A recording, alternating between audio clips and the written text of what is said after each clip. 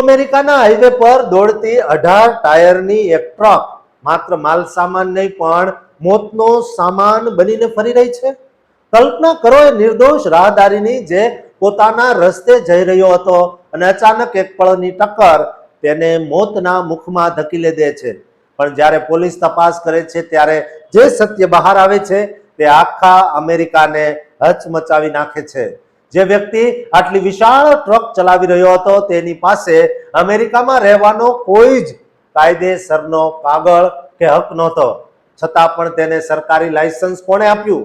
Trump સરકારના આકરા પ્રહાર અને આ ભયાનક અકસ્માત પાછળ છુપાયેલું રાજકીય યુદ્ધ ક્યાં ગંભીર વળાંક લેશે અને કેવી રીતે એક ભારતીય ડ્રાઈવરની ભૂલ આખા દેશના કાયદા બદલવા માટે નિમિત્ત બની છે તે જાણવા માટે આ વિડીયોને અંત સુધી જોતા રહેજો. મિત્રો, અમેરિકાના ઇન્ડિયાના પોલીસમાં 13 માર્ચ 2026ના રોજ એક એવી ઘટના બને છે જેણે ન્યુયોર્ક અને કેલિફોર્નિયા જેવા રાજ્યોની સરકારો સામે સવાલો ઊભા કરી દીધા છે. 25 વર્ષના સુખદેવસિંહ નામના એક ભારતીય ટ્રક ડ્રાઈવરની FBI અને આઈસ દ્વારા ધરપકડ કરવામાં આવી.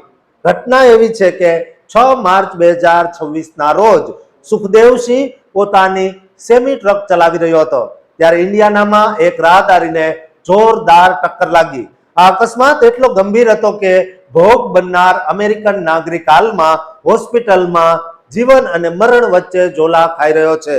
તપાસ દરમિયાન જાણવા મળ્યું કે સુખદેવસિંહ અમેરિકામાં ગેરકાયદેસર રીતે રહેતો હતો, છતાં પણ ન્યુયોર્ક રાજ્ય દ્વારા 2 જાન્યુઆરી 2025ના રોજ તેને કોમર્શિયલ ડ્રાઇવિંગ લાયસન્સ આપવામાં આવ્યું હતું. હોમલેન્ડ સિક્યુરિટીના ડેપ્યુટી આસિસ્ટન્ટ સેક્રેટરી લોરેન બીસે આ બાબતે ભારે રોષ વ્યક્ત કરતા કહ્યું છે કે ગેરકાયદેસર રહેતા લોકો કે જેમને ટ્રાફિકના નિયમોની ખબર નથી કે અંગ્રેજી પણ આવડતું નથી તેમને આવા ભારે વાહનો ચલાવવા આપવા તે અમેરિકનોના જીવ જોખમમાં મૂકવા સમાન છે. આ કોઈ પહેલી ઘટના નથી. આ પહેલા હરજિંદરસિંહ નામના ડ્રાઈવરે પણ કેલિફોર્નિયાના લાયસન્સ પર ટ્રક ચલાવી અકસ્માત કર્યો જેમાં 3 લોકોના કમકમાટી ભર્યા મોત થયા હતા. ટ્રમ્પ વહીવટી તંત્ર હવે ન્યુયોર્કના ગવર્નર કેથી ઓચુલ અને કેલિફોર્નિયાના ગવર્નર ગેવિન ન્યુઝમ પર આકરા પ્રહારો કરી રહ્યું છે કારણ કે એક ઓડિટમાં જાણવા મળ્યું છે કે ન્યુયોર્કમાં અપાયેલા 50%થી વધુ લાયસન્સ ગેરકાયદેસર રીતે ઇસ્યુ કરવામાં આવ્યા છે.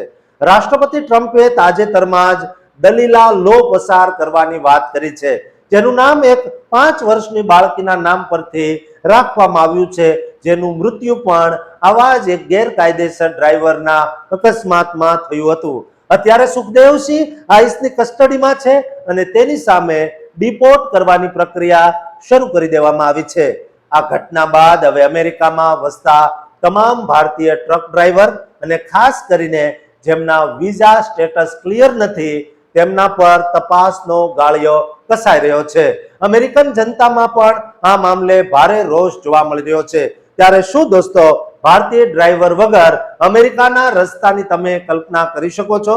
દોસ્તો, કોમેન્ટ બોક્સમાં જરૂર લખજો અને આવા ડ્રાઈવરો પર શું કાર્યવાહી થવી જોઈએ તે પણ તમે કહેજો. અને અમેરિકામાં જે લોકો ડ્રાઇવિંગ કરવા ઈચ્છે છે તેમના સુધી આ વિડીયો જરૂર શેર કરજો અને આ ચેનલને સબસ્ક્રાઇબ કરવાનું ચૂકતા નહીં.